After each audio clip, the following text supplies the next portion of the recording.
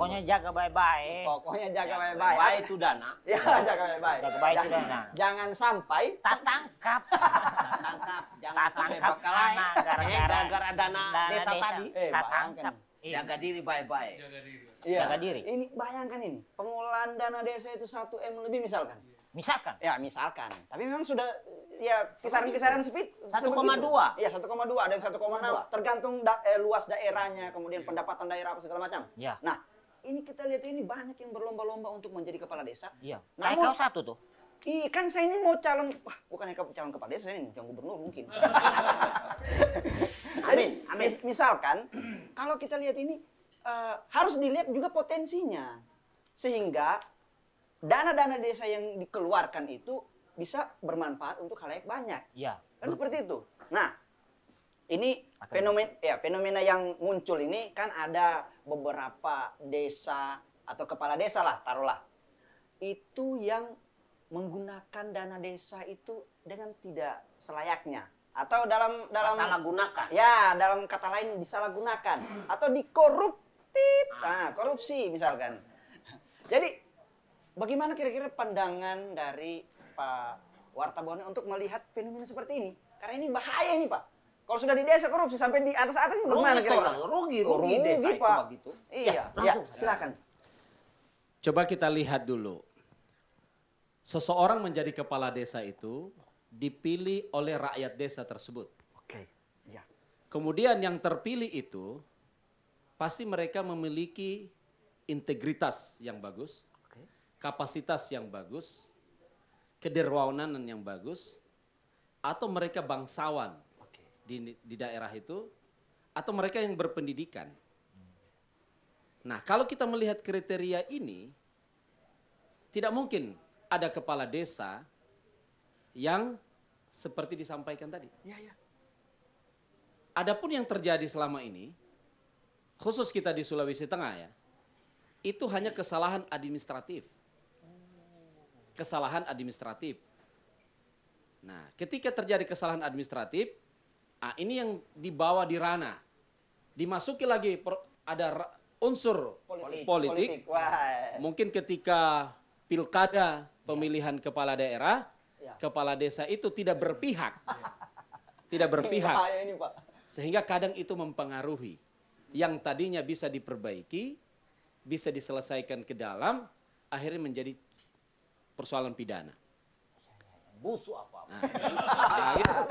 Nah, Aduh. ini semua yang Apa saya begitu? harus kita perbaiki, kalau kita bicara ke depan. Oke. Karena kita orang Sulawesi Tengah tidak boleh lagi berpikir seperti itu. Kita harus sudah lebih maju. Kita orang ibu kota. Iya, Ya, siap. tuh. Ya, gitu. Harus. Pola pikir dan perilaku kita di dalam kepemimpinan itu harus kita robah. Oke. Zaman Fir'aun dengan zaman sekarang sudah cukup signifikan perubahannya. Siap. Dulu kita memimpin sebelum ada ibu kota Nusantara, maka ketika hari ini sudah ada ibu kota Nusantara, maka pola pikir dan perilaku harus dirubah.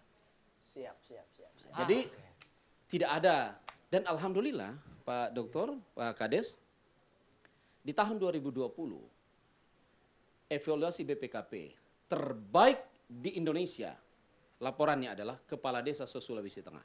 Oh, luar Ya, biasa. itu terbaik secara nasional. Termasuk Pak Kades. Oh belum, beliau belum Kades waktu itu. Belum ya? Walaupun tadi Oke, kita Oh sudah, berarti beliau termasuk. Pak, kita ngopi malam. Terbaik Kades. Nah, jadi Pak, walaupun tatan tadi 4 bulan, dana sendiri saja dipakai dulu. Iya. Ada talangan, ada talangan. sehingga Tabung des, disinilah kita tidak boleh membiarkan kepala desa itu memikirkan desanya sendiri. Ini. Karena kalau diperumpamakan Sulawesi Tengah ini seperti batang tubuh. Oke. Kita ini saling melengkapi. Oh, iya. Ketika desa A sakit, maka mempengaruhi semuanya. Maka harus ada subsidi pemerintahan daerah, provinsi, Oke. Betul. Siap. kabupaten kota. Iya. Ya, jadi tidak saja hanya subsidi intervensi politik visi misi, Ya. tetapi harus dibarengi dengan uang diberi. Betul. Sehingga Amazing. kepala desa menjadi makmur dan sejahtera, Sejahtera. rakyatnya senang. Senang. Nah, gitu. Senyum terus. Kayaknya Senyum. rakyatnya Panawi ini Pak, senyum terus. Karena Bapak ini senyum terus. Pak Agus. Oke, baik, Pak. Oke, baik. Pemerintah pusat sekarang lagi getol bekerja keras untuk mengurangi kemiskinan ekstrim. Iya. Nah, siapa ujung tombaknya di sana adalah pemerintah desa, dan salah satu upaya yang dilakukan adalah lewat dana desa tadi itu.